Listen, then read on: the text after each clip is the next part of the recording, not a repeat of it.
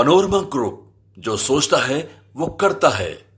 जो मेरे मंत्रालय से जुड़ी हुई एक ऐसा इनिशिएटिव है जो न सिर्फ राष्ट्रीय स्तर पर बल्कि अंतर्राष्ट्रीय स्तर पर भी फूड प्रोसेसिंग इंडस्ट्री से जुड़े हुए लोगों को एक प्लेटफॉर्म पे लाने का प्रयास करता है।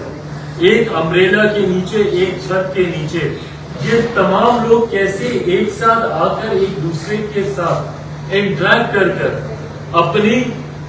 अपनी योजनाओं का आदान प्रदान कर सके, ये वर्ल्ड फूड इंडिया वो प्लेटफॉर्म प्रोवाइड करता है। पिछले साल भी 2017 से हम लोगों ने वर्ल्ड फूड इंडिया की शुरुआत की, पर बीच के कुछ साल पेंडेमिक की वजह से, कोविड की वजह से हम लोग इसको निरंतरता में चला नहीं पाए। पिछले साल से पुनः हम लोगों ने इसकी शुरुआत की है और इस उद्देश्य के साथ कि हर साल इस इनिशिएटिव को भारत में किया जाए, ताकि विदेशों से भी जो लोग आए न सिर्फ वो अपनी टेक्नोलॉजी का प्रदर्शन भारत में कर सके, बल्कि भारत के जो यंग स्टार्टअप्स हैं या जो ऐसी टेक्नोलॉजीज हैं उसको भी एक इंटरनेशनल मार्केट मिले अपनी चीजों को प्रदर्शित करने को लेकर। इस उद्देश्य के साथ हम लोग आगामी 19 तारीख से लेकर 22 तारीख तक वर्ल्ड फूड इंडिया का हम लोग आयोजन करने जा रहे हैं, जिसमें कई राज्यों के का प्रतिनिधित्व इसमें होगा, कई मिनिस्ट्रीज का इंटर मिनिस्ट्रियल इंटरैक्शन भी है इसमें, जहाँ पे अलग अलग मिनिस्ट्रीज भी अपनी चीजों को फूड से जुड़ी हुई कैसे उसको इनकॉर्पोरेट किया जा सकता है उसको भी वो लोग वहाँ पर प्रदर्शित करने का वो लोग कार्य करेंगे।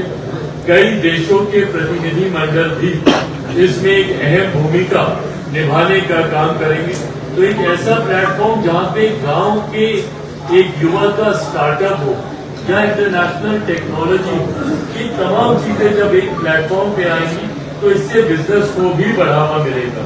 B2B हो या B2G हो या G2G हो, कई MOUs पिछली बार भी हम लोगों ने देखे जो न सिर्फ साइन हुए बल्कि धरातल पर भी वो उतरे हैं।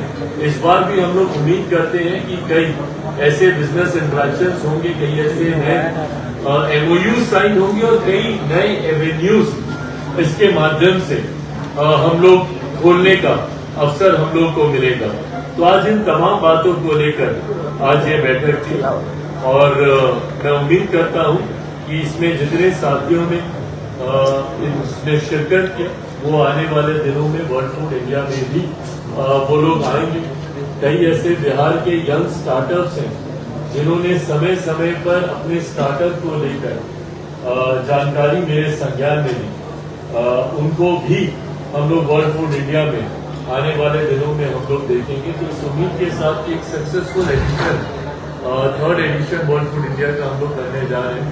उसको कैसे सक्सेसफुल किया जा सके, उसको कैसे और भव्य और बड़ा ज्यादा से ज्यादा लोगों को कैसे समाहित किया जा सके, इसको लेकर अलग अलग राज्यों में भी हम लोग ये कार्यक्रम आयोजित कर रहे हैं। इस तरीके के रोड शो हम लोग आयोजित कर रहे हैं।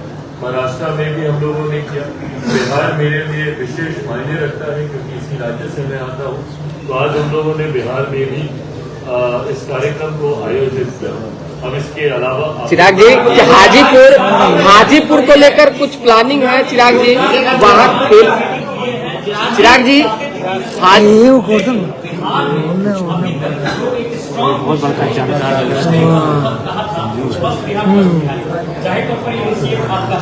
लेकिन आपको क्या लगता है कौन सी ऐसी अड़चनें हैं जिसमें यहाँ पर इंडस्ट्रीज फोकस नहीं हो पा रही? देखिए, इसी को लेकर आज हम लोगों ने चर्चा की है कि कहाँ पे दिक्कतें आ रही हैं, ताकि केंद्र सरकार और राज्य सरकार हम लोग उन बाधाओं को दूर कर सकें। ऐसे में एक सबसे ज्यादा कॉमन जो दिक्कत हम लोग को अक्सर देखने को मिलती है वो है चेंज इन लैंड यूज को लेकर हो है। सामने देख लीजिए सर, कई राज्यों में रिफॉर्म्स ऐसे होते हैं, लैंड लॉज ऐसे होते हैं कि आसानी से जमीन नहीं मिल पाती है। कई राज्यों में एनओसीज मिलने को लेकर भी, क्लियरेंसेज मिलने को लेकर भी दिक्कतें आती हैं। इन तमाम बाधाओं को कैसे दूर किया जा सके, उसी उद्देश्य के साथ हम लोग इन बैठकों को आयोजित कर रहे हैं। इससे जो भी फीडबैक मिलेगा भारत का संघीय ढांचा है और हम लोग केंद्र सरकार राज्य सरकार मिलकर ही, बल्कि हम लोग की कुछ ऐसी स्कीम्स है जिसमें केंद्र सरकार और राज्य सरकार दोनों का अपना योगदान है, पीएमएफएमई के माध्यम से दोनों का अपना कॉन्ट्रीब्यूशन है। तो ऐसे में इन तमाम जानकारियों को लेकर जो भी समस्या है उसको राज्य सरकार के साथ मिलकर उसको जल्द दूर किया जा सके, ताकि आने वाले दिनों में इस उद्योग को ज्यादा बढ़ावा हम लोग अपने राज्य में दें। चिराग जी, हाजीपुर में केला का उत्पादन, चिराग जी, पॉलिटिकल सवाल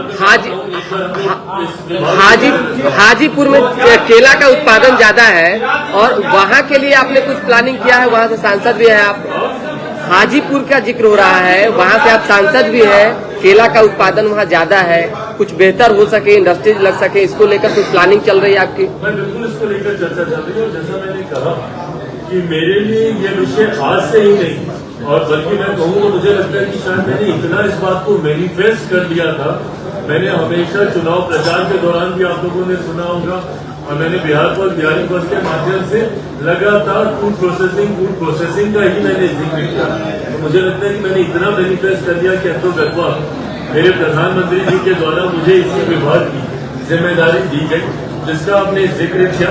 अलग अलग क्षेत्र में अलग अलग उत्पादनों को मद्देनजर रखते हुए कैसे प्रोसेसिंग इंडस्ट्रीज वहाँ पे लाई जा सके, जो एग्जिस्टिंग है उसको कैसे और बढ़ावा दिया जा सके, इसी दिशा में हम लोग कार्य कर रहे हैं। हमारे साथी ने पूछा कि कितने रोजगार हम लोग देंगे। भाई मैं संख्या में अपने आप को मैं कभी नहीं मानूंगा, बट हाँ ये एक ऐसा विभाग है जिसके माध्यम से रोजगार के कई अवसर उत्पन्न किए जा सकते हैं। इसके माध्यम से जॉब अपॉर्चुनिटीज हम लोग क्रिएट कर सकते हैं, जिस दिशा में मैं और मेरा मंत्रालय पूरी गंभीरता से कार्य कर रहा है। राजू, कॉल लगी, कॉल निकाल के दीजिए। क्या आपकी प्लानिंग है कि बिहार के किसानों का अनाज को नुकसान नहीं हो, इसके लिए यहाँ पे वेयर हाउस जैसा बिल्कुल सिर्फ बिहार के ही किसान नहीं है, देश भर में। और अगर आप आंकड़े देखेंगे सही, बट पिछले कुछ सालों में हम लोग वेस्टेज को, और खासतौर पर जो पेरिशेबल आइटम्स है, वेजिटेबल्स है, फ्रूट्स है, इस तरीके के पदार्थ जो कि जल्द खराब होते हैं, उसकी लॉन्जिटिविटी हम लोग कैसे बढ़ा सके ताकि लंबे समय तक हम लोग वो पदार्थ खराब नहीं हो, उसको लेकर कोल्ड चेन के माध्यम से हो, कोल्ड स्टोरेज के माध्यम से हो, इरिगेशन यूनिट के माध्यम से हो, या नई और टेक्नोलॉजी को लाने के माध्यम से हो, या फिर हम लोग एक ऐसा इकोसिस्टम तैयार करें ताकि जैसे ही उसका उत्पादन होता है तुरंत वो प्रोसेसिंग में चले जाए, वो टाइम वेस्टेज नहीं हो ट्रांसपोर्टेशन में। इन तमाम अलग अलग दिशाओं में हम लोग काम कर रहे हैं। काफी हद तक हम लोग इसमें कमी ला पाए हैं।